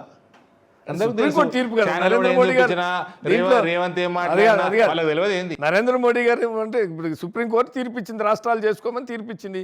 అట్లా అన్ని బీజేపీ పాలిత రాష్ట్రాల కన్నా తెలంగాణలో కాంగ్రెస్ అధికారం ఉన్న రాష్ట్రంలో ఒక అడుగు ముందుకేసిందని క్లెయిమ్ చేసుకుంటారు కదా. మేము ఎందుకు మోదీ గారికి దీని క్రెడిట్ పోతుంది అంటున్నాం అంటే, కృష్ణమాది గారు ఎవరైతే 30 సంవత్సరాల పైన ఉద్యమించిండో ఆయన మోదీ గారిని పిలుచుకొని ముఖ్య అతిథిగా ఆయన సభ పెట్టిండు. ఆయన మోదీ గారికి ధన్యవాదాలు చెప్పారు. మోదీ గారి ముందర ఆయన ఎమోషనల్ అయ్యిండు. కాబట్టి మేమందరం పార్లమెంట్లో చట్టం చేస్తుంటే అసలు దేశవ్యాప్తంగా మీకే క్రెడిట్ వచ్చేది. కానీ ఇప్పుడు సుప్రీంకోర్టు తీర్పుతో రాష్ట్రాలు చేసుకోవచ్చు అనడంతో కాంగ్రెస్ అడ్వాన్స్ అయ్యి మైలేజ్ తీసుకోవాలనుకుంటుంది కదా నేను అంటాను. సుప్రీంకోర్టు చేస్తేంది, పార్లమెంట్ చేస్తేంది, ఇవాళ కొట్లాడిన వాళ్ళు మోదీ గారికి ధన్యవాదాలు చెప్తున్నారు. ఎవరైతే కొట్లాడిన చెప్తున్నారు కదా. ఇప్పుడు అప్పుడు కేసీఆర్ ఏమన్నాడు 2014 తెలంగాణ రాగానే, ఓటు కొట్లాడిన మహాత్మా గాంధీకి వేస్తావా, ఇచ్చిన క్వీన్ ఎలిజబెత్కి వేస్తావా అని అన్నాడు. కొట్లాడిన వాళ్ళు మోదీ గారికి క్రెడిట్ ఇస్తున్నారు. మీకు నాకు సంబంధం లేదు కదండి. అంతే. ఒకవేళ రేపు అంటే ఊహించే బీసీ కమ్యూనిటీ, మీరేమో కమ్యూనిటీలు చూడడం ఆ పార్టీ అని మీరు అంటున్నారు. బీసీ సామాజిక వర్గ సోషల్ ఇంజనీరింగ్లో భాగంగా మీరు చెప్పే పదమే సోషల్ ఇంజనీరింగ్లో భాగంగా బీసీ అధ్యక్షులైతే వారికి సవాలు రాదా అని నా ప్రశ్న. బీసీ కుల రాజకీయాలు చెయ్యము, అన్ని కులాలని సమానంగా అందరికీ మంచి పదవులు రావాలి, అందరు రిప్రజెంటేషన్ ఉండాలా, సోషల్ ఇంజనీరింగ్ చేస్తాము, రాజకీయాలు చేయము. చాలా తేడా ఉంది. కాంగ్రెస్ రాజకీయం చేస్తుంది, సోషల్ ఇంజనీరింగ్ చేయదు. చరిత్ర తీసుకోండి, మీరు ఎప్పటి నుంచి తీసుకుంటారో తీద్దాం, డిస్కషన్ చేద్దాం. ఇంకో ఇంటర్వ్యూ పెట్టుర్రి, చెన్నారెడ్డి క్యాబినెట్ తీయండి, భాస్కర్ రెడ్డి క్యాబినెట్ తీయండి, జనార్దన్ రెడ్డి క్యాబినెట్ తీయండి, మీరు రాజశేఖర రెడ్డి గారు క్యాబినెట్ తీయండి, అంతకుముందు ఉన్న వాళ్ళు కాసుబ్రహ్మణ్య రెడ్డి క్యాబినెట్ తీయండి, తీసి ముందర పెడదాం లిస్టు. ఇప్పుడు వీళ్ళు పెద్ద బీసీ కానీ ఇప్పుడు ఈయన ఏదైతే రేవంత్ ఆయన చేసిన వాగ్దానాలన్నీ పక్కదారి పట్టిస్తానికి, ఆయన మాల్ అడ్మినిస్ట్రేషన్ పక్కదారి పట్టిస్తానికి ఏదో తెచ్చి పెడుతున్నాడు. రేవంత్ స్ట్రీట్ మార్ట్ ఫెలో, చాలా స్ట్రీట్ మార్ట్ ఫెలో, ఏ ప్రయత్నాలు చేస్తున్నాడు. కానీ భారతీయ జనతా పార్టీ దగ్గర ఈ సబ్జెక్టులో ఆయన గెలవలేడు. హిందువులను యునైటెడ్గా పెడతాం, మీ కోర్టులోకి నెట్టడానికి ఆయన ప్రయత్నం చేస్తుండండి. అసెంబ్లీ రేపొద్దున బిల్లు పాస్ చేసి కేంద్రానికి పంపుతాం, కేంద్రం కూడా దాన్ని చట్టం చేయాల్సి వస్తే ఆ రకమైనటువంటి ఒక మిమ్మల్ని ఇబ్బంది పెట్టడం అంత సీన్ కాంగ్రెస్కి లేదు. కేంద్రం చేయాల్సి వస్తే అంత రాజకీయం చేసేది ఉంటే గిట్ల ఎందుకు ఏడుస్తుంది కాంగ్రెస్ పార్టీ? ఏడపాడైంది కాంగ్రెస్ పార్టీ దేశంలో. ఈ రాష్ట్రంలో కూడా అడ్డిమార్ గుడి దెబ్బ అన్నట్టు దింపింది మేము. కేసీఆర్ దింపింది బీజేపీ, ఎక్కింది కాంగ్రెస్. అది మేము ఆలోచన చేసుకోవాలా. ఇప్పుడు మీరు అడిగినరు వాయిసెస్, మీరు బలంగా మాట్లాడతారు, నేను కూడా మాట్లాడతానండి. నేను కూడా అడిగిన, జిహెచ్ఎంసీలో మాకు 48 కార్పొరేటర్లు వచ్చినాయి, జిహెచ్ఎంసీ పరిధిలో ఉన్న 3 పార్లమెంట్లు గెలిచినాము, కానీ ఎమ్మెల్యేలు గెలవలేకపోయినాము, ఆలోచించుకోవాలి అని అడిగిన. నేను అందుకనే నేను మీ అక్కడికే వచ్చా మీ ప్రశ్న ఇప్పుడు మీరు ఈ ఆన్సర్ ఇస్తున్నారు. ఎక్కడో మిమ్మల్ని కొన్ని బలహీనతలు వెంటాడుతున్నాయి. బలహీనతలు ఉండొచ్చు. మేము పవర్లకే రాలేదంటే బలహీనత ఉన్నట్టే కదా. 44 సంవత్సరాలు అయింది బీజేపీ పుట్టి, మేము పవర్లకు రాలేదు కదా, అంటే బలహీనంగా ఉన్నట్టే కదా. బలం పెంచుకోవాలి. బలహీనంగా ఉంటే వేరు, ప్రజల్లో బలం ఉన్నా నాయకత్వం బలహీనతలు వెంటాడటం. బలహీనంగా ఇక్కడ ఉన్నామా, అక్కడ ఉన్నామా, అందువల్ల ఉన్నామా, ఇందువల్ల ఉన్నామా అంటలేము. మేము పవర్లకు రాలేదు కదా. ఇది నేను చెప్తలేను కదా, చరిత్ర చెప్తుంది కదా. కళ్ళ ముందు కనపడేది కదా. రావాలి. పార్టీ ఎందుకు నడుపుతామండి? పవర్లకు రాకపోతే పార్టీ నడుపుతాం. పవర్లకు వస్తే మా భావాజాలం ఏముందో ప్రజల్లోకి ఎక్కువ తీసుకుపోతాము. ఎగ్జాక్ట్లీ. నేను 51% హిందువులు నాకు ఓటేసారు 2019లో. ఈసారి 59% వేసిండ్రు. నేను దాన్ని నెక్స్ట్ టైం 70% చేస్తా అని టార్గెట్ తోటి పని చేసుకుంటా. యునైటెడ్ కలుపుతాము. ఎగ్జాక్ట్లీ. నేనేమంటానంటే మీరు అనుకున్న గోల్ రీచ్ కావాలి అంటే నేను ఇందాక చెప్పింది, ఆ రీచ్ కావడానికి మీరు అనుకున్నటువంటి హిందూలు మీ వెనకాల నడిపేవాలి అంటే దానికి తగ్గ నాయకత్వము, దానికి తగ్గ ఐక్యత, దానికి తగ్గ సమన్వయము, అది ఎక్కడో కొరవలేదా అంటే మీరు ఒప్పుకుంటా. సరే మీకు కొద్దిగా ఇబ్బందులు ఉండొచ్చు పార్టీ పరంగా బహిరంగ ఒప్పుకోవడానికి. సార్ మేము ఇక్కడ పవర్లకు రాకపోవడానికి అదే కారణం అంటున్నా నేను. మీ విశ్లేషణ మీది, నా విశ్లేషణ నాది, కేంద్రం విశ్లేషణ కేంద్రంది. సాల్వ్ చేసుకుంటారు, పవర్లకు వస్తామని చెప్తున్నా. పెద్ద సమస్యగా ఇక్కడ నేను ఇండివిజువల్గా చెప్తున్నా. ఓ కుటుంబము 2 సార్లు అధ్యక్ష పదవి ఇస్తే 2 సార్లు డెలివరీ చేసినాము. చాలా ఈజీడా. రైట్. కర్ణాటక కంటే ఈజీ. రైట్. మీరు పవర్లోకి రావాలి అంటే ఎంతో కొంత మీరు కూడా ప్రజల్లో ఒక్క హిందుత్వమేనా, లేదు బడ్జెట్లో కేంద్రం మొండి చేయి చూపించింది రాష్ట్రానికి, ఏం తేలేదు. ఏ మొండి చేయి చూపించింది? ఎవరు 8 మంది గెలిచినా ఏం తేలేదు. మీకు రాష్ట్ర ప్రభుత్వం ఇగో దీనికి ఇది కావాలి. ప్రతి బడ్జెట్ ఇదే ఏడుపు ఏడుస్తూనే ఉంటుంది. ఇదే ఏడుపు.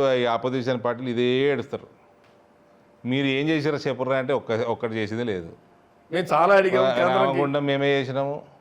మన ఇదేంది వరంగల్ ఫ్యాక్టరీ మేమే పెట్టినాము.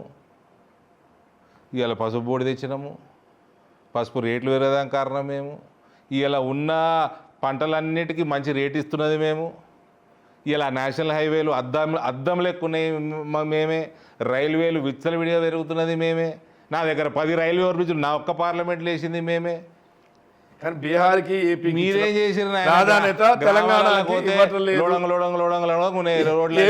ఏపీకి బడ్జెట్లో ఏపీకి బీహార్కి ఇచ్చిన ప్రయారిటీ, వాళ్ళకి ఇచ్చిన నిధులతో పోల్చుకుంటే తెలంగాణకి గుండు 0 అనేది వాళ్ళని. ఏమి ఎంత తేడా ఉంది చెప్పుర్రి. బీహార్లో అయితే ఎలక్షన్ ఉన్నాయని పెద్ద ఎత్తున ఏమి ఇచ్చారు సార్? నెంబర్ చెప్పుర్రి. అక్కడ జనాభా చెప్పుర్రి, అక్కడ ఉన్న సీట్లు చెప్పుర్రి, ఆ సైజ్ చెప్పుర్రి, ఆంధ్ర సైజ్ చెప్పుర్రి, తెలంగాణ సైజ్ చెప్పుర్రి, వ్యత్యాసం చెప్పుర్రి. అక్కడ మళ్ళీ ఇంకో ప్రశ్న వస్తుంది. జనాభా ప్రాతిపదికన దక్షిణాది రాష్ట్రాలకి నష్టం తెచ్చి ఉత్తరాది రాష్ట్రాలకు మేలు చేయాలనుకుంటుంది. మీరు చెప్పిన ఆర్గ్యుమెంట్ కూడా ఒకటి చర్చ లేకపోతే దిస్ ఇస్ డెమోక్రసీ. నిధులు పన్నులు కట్టేది ఇక్కడ, అక్కడ జనాభా పేరుతో అక్కడ దామాషాలు జనాభా పేరుతో అక్కడికి తరలించుకుపోతున్నారు. సార్ ఇది డెమోక్రసీ సార్. డెమోక్రసీ ప్రజల ఆధారంగానే ఉంటుంది. మరి దేని ఆధారంగా చేయమన్నారు మీరు చెప్పండి. వాళ్ళు పన్నులు చెల్లించేది తక్కువ ఉంటుంది. దక్షిణాది రాష్ట్రాల్లోంచి సిన్సియర్గా పన్నులు చెల్లించేది కూడా తీయండి. పన్నులు ఎంత చెల్లిస్తే అంత పర్సెంటేజ్ మీకు వస్తుంది కదా, ఆటోమేటిక్ వస్తుంది కదా. ఇవన్నీ సూలకుట్ల డిస్కషన్లు అన్నీ. మీరు 100 రూపాయలు ఇస్తే మీకు 42 రూపాయలు డైరెక్ట్ వస్తున్నది. 32 నుండి 42 చేసింది నరేంద్ర మోడీ. మళ్ళా ఇండైరెక్ట్గా హైవేలను, రైల్వేలను, ఇంకో రకంగానో మళ్ళీ ఒక 20-30 రూపాయలు వస్తుంది. దాదాపు 65-70 రూపాయలు మీకే వస్తుంది. ఆ మిగిలిన 30 రూపాయలు మేము డిఫెన్స్ నడుపుకోవాలి, సివిల్ ఏవియేషన్ నడుపుకోవాలి, ఇతర మొత్తం లా అండ్ ఆర్డర్ నడుపుకోవాలి, సెంట్రల్ గవర్నమెంట్ చాలా ఉన్నాయి, ఆ సబ్జెక్టులన్నీ నడుపుకోవాలి. మీరు ఎంత కడితే అంత వాపసు వస్తున్నది. మహారాష్ట్ర కంటే ఎక్కువ కడుతుర్రా, తమిళనాడు కంటే ఎక్కువ కడుతుర్రా. ఇప్పుడు ఇక్కడ మీరు అంటే పవర్లోకి రావాలనుకుంటే మేము ముందున్న టాస్కుల్లో విభజన మొత్తం నార్త్ ఈస్ట్ రాష్ట్రాలలో రూపాయి రాదు. ఆ రాష్ట్రాలు ఇచ్చేద్దామా ఎవరికైనా? అవన్నీ నడపాల్సిన బాధ్యత కూడా కేంద్రాందే. ఆ మిగిలిన 30 రూపాయలను నడిపించుకుంటారు పాపం. నేనేమంటానంటే మీరు ఈ రాష్ట్రంలో అధికారంలో రావాలంటే కొన్ని విభజన చట్టం సంబంధించినటువంటి కాబట్టి, ఎందుకంటే కేంద్రంలో 10 సంవత్సరాలుగా అధికారంలో ఉన్నారు కాబట్టి విభజన చట్టానికి సంబంధించిన కావచ్చు, నిధులు కావచ్చు, రోడ్లు కావచ్చు, ఇందాక మీకు కొన్ని తెచ్చా ఉన్నారు, రైల్వే కోచ్ ఫ్యాక్టరీలు కావచ్చు, ఇట్లాంటివన్నీ ఉన్నాయి. వాటిని కూడా ఫుల్ఫిల్ చేయలేకపోతే ఎట్లా అధికారంలోకి వస్తారు అనే పనులు నడుస్తలేదా? రామగుండం ఫ్యాక్టరీ, ఈ కోచ్ ఫ్యాక్టరీ పనులు నడుస్తలేవా? ఇక నిన్న పసుపు బోర్డు నిన్న ఫస్ట్ మీటింగ్ కూడా అయింది. ఏం నడుస్తలేవు సార్, హైవేలు పని నడుస్తలేవా? నేను ఈడికెళ్ళి నిజామాబాద్ పోతుంటే మధ్యలో 6 బ్రిడ్జిలు వేసేసారు ఊర్ల మీదకి వెళ్ళి, 6 7 వేసేసారు. అర్ధగంట మిగులుతుంది నాకు ప్రతిసారి. ఆ మేడ్చల్ మీదకి వెళ్ళి కూడా మేమే వేస్తున్నాం. మేము మెట్రోకి అడిగాము, ట్రిపుల్ ఆర్కి పైసలు, మెట్రోకి అడిగాము, రీజనల్ రింగ్ రోడ్ మొత్తం మాయే పైసలు. మీ ఏమున్నాయి సార్, మీ అంటే రాష్ట్రాన్ని ఏమున్నాయి? మెట్రోకి అడిగాము. బిగ్ టీవీ కాంగ్రెస్ టీవీ అంటారు కానీ నేను నమ్మతలేను. చెప్పుకునే వాళ్ళు చాలా మంది చాలా మాట్లాడితే నేను నమ్మతలేను చెప్తున్నా కదా. సో మీ ఎక్కడ ఉన్నాయి సార్? అన్నీ మా పైసలే. మా పైసలని మేమేం పెద్ద పొగుడుకుంటలేము సార్, ప్రజల పైసలు. ఈ రకంగా ఇండైరెక్ట్గా మస్తు పైసలు వస్తాయి అంటున్నా, అదే అంటున్నా. ఇవన్నీ పనికిమాల డివిజివ్ పాలిటిక్స్ అవుతున్నదో ఇవి కేవలం కాంగ్రెస్ పార్టీ నేర్పించారు అందరికీ. రైట్, కంక్లూడ్ చేద్దాం. అంటే అరవింద్ గారు ఏ రోల్లో రాష్ట్రంలో బీజేపీ నాయకత్వం ఏ రోల్లో ఉండబోతున్నారని ఒకటైతే, పాత కొత్తల మధ్య సమన్వయ విషయంలో పాతనా కొత్తనా? మీరు పాతే కదా, కొత్త ఏం కాదు కదా. Thank you. అది ఎందుకంటే ఆల్రెడీ వేరే పార్టీలో ఉండి ఫ్రెష్గా వచ్చారు కాబట్టి, నేను ఫ్రెష్గా వచ్చారు కాబట్టి పాత అంటున్నా. నేను పాత ఎందుకంటే రాజకీయాలు రావడం కొత్త అయినా ఎంట్రీనే బీజేపీ కాబట్టి BJP. You mean I'm new breed but hybrid. కాబట్టి ఇక్కడ ఆ సమన్వయం చేయాల్సిన బాధ్యతలు అరవింద్ గారు ఉంటారు. ఎందుకంటే కేంద్ర నాయకత్వానికి ఇక్కడ ఉండేవాళ్ళు చాలా అంటే ప్రెజర్లో ఉందా నాయకత్వం అని అన్నట్టుగా ఉంటుంది వాతావరణం. ఇదిగే రేపే ప్రకటిస్తామన్నా వాయిదాలు పడుతుంది. ఎందుకంటే మీరందరూ కేంద్ర నాయకత్వాన్ని బాగా ప్రెజర్ చేస్తున్నట్టుంది. ఎటు డిసైడ్ చేసుకొని మీరు ఎట్ట న్యూస్ ప్రజెంట్ చేస్తే చేసుకోరు. నేను చేసుకోవడం కాదు అరవింద్ గారు, నేనేమంటే ఉన్న పరిస్థితే కానీ నేను మాట్లాడేది ఏదైనా ఒకటి తప్పు మాట్లాడని చెప్పండి. తెలంగాణ గెలవటము నా లెక్క ప్రకారం నరేంద్ర దామోదర్ దాస్ మోదీ టాప్ ప్రయారిటీ. అలా I'm telling you, you can highlight this in this interview. It is his top priority to get BJP government here. అది అంటే మాకు కూడా కొంత జర్నలిస్టులకు మాకు కూడా సమాచారం మీరు అని చెప్పింది ఉంటుంది. ఒక సందర్భంలో మీరు అవి ఇవి మాట్లాడే దాని బదులు పార్టీ మీద కాన్సన్ట్రేషన్ పెడితే పార్టీ అయినా అభివృద్ధి అవుతుందని కూడా మీ అందరు ఎంపీలు పోయినప్పుడు, అంటే మీకంటే మీకు ప్రత్యేకంగా కాదు కానీ మీ అందరికీ ఒక క్లాస్ అనే పదం వాడిన కానీ అట్లాంటి చొరకలు కూడా వేశారంటే దాని అర్థం ఇక్కడ ప్రయారిటీ బీజేపీ ప్రధాని గారికి ఉంది అని, అంత మైక్రో లెవెల్ అబ్జర్వేషన్ ఉంది అనేది మాకు కూడా కొంత సమాచారం ఉంది. తప్ప మీరు చెప్పాలి. నాకు తెలుసు సార్, ఎందుకు మీరు లేరా ఎంపీగా? ఆయనకి ప్రయారిటీ ఉందని తెలుసు కానీ క్లాసులు చురకలు క్లాస్ అని అందుకని అన్న క్లాస్ అనే పదం వాడకపోయినా చురకలు వేశారన్న. ఎందుకంటే క్లాస్ అంటే కొద్దిగా క్లాస్ తీసుకున్నారంటే అది కొద్దిగా మరీ హార్ష్గాను నెగిటివ్గా ఉంటుందని. చురకలేయటం వేరు, క్లాస్ తీసుకోవటం వేరు. నాకు తెలియదు సార్.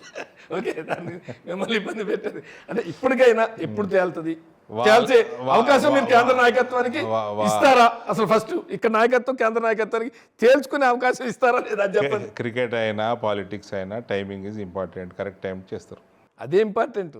ఇప్పుడు కెప్టెన్ ఎన్నుకోవడమే important. Timing important sir, timing ఇంపార్టెంటే. కెప్టెన్ సరైన వాళ్ళు ఎన్నుకోకపోతే కూడా ఈ గాళ్ళకి మనం రాజకీయం నేర్పుతామా అండి? చెప్పండి, మనం నేర్పే స్థాయిలో ఉన్నాం వాళ్ళకి. నేను ఒకటి చెప్పిన మీకు, ప్రధానమంత్రి టాప్ ప్రయారిటీ టుడే ఇస్ తెలంగాణలో బీజేపీ ప్రభుత్వం రావాలి.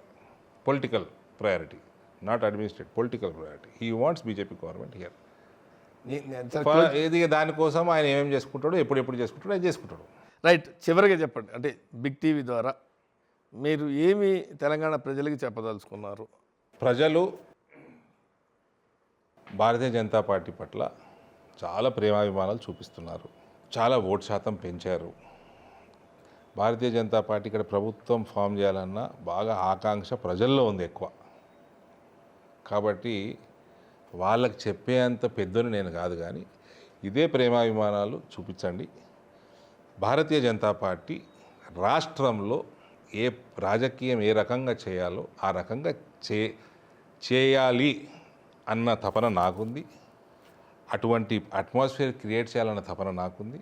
అటువంటి అట్మాస్ఫియర్ వచ్చినప్పుడు భారీ మెజారిటీతోటి ఇక్కడ హిందూ రాష్ట్ర స్థాపన కోసం భారతీయ జనతా పార్టీని గెలిపించండి.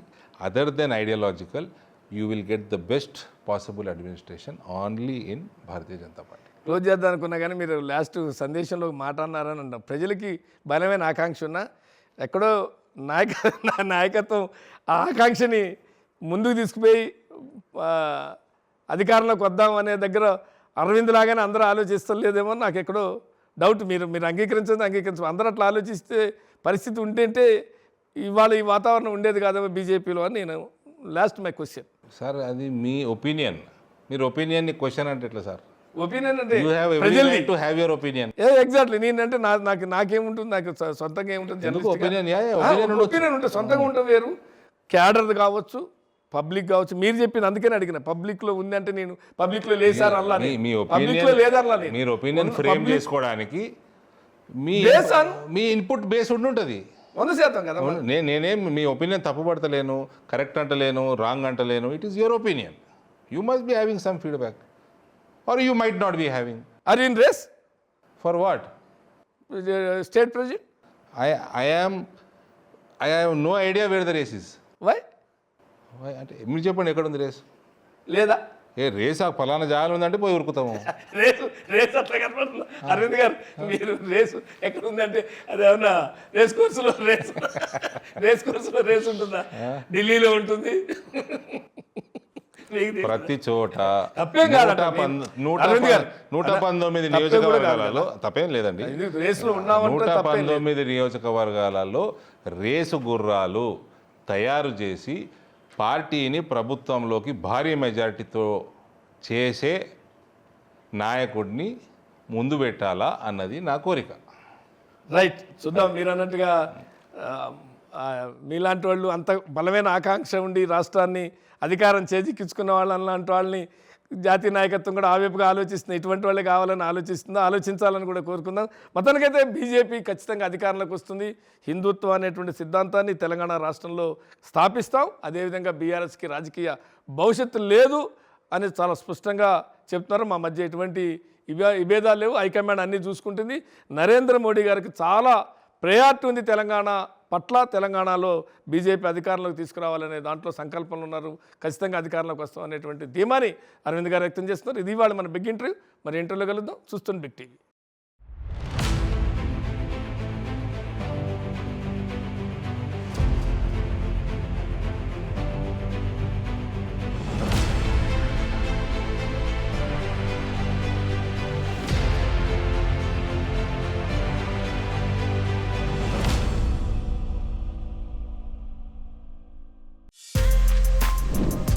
For more videos like this, subscribe Big TV channel.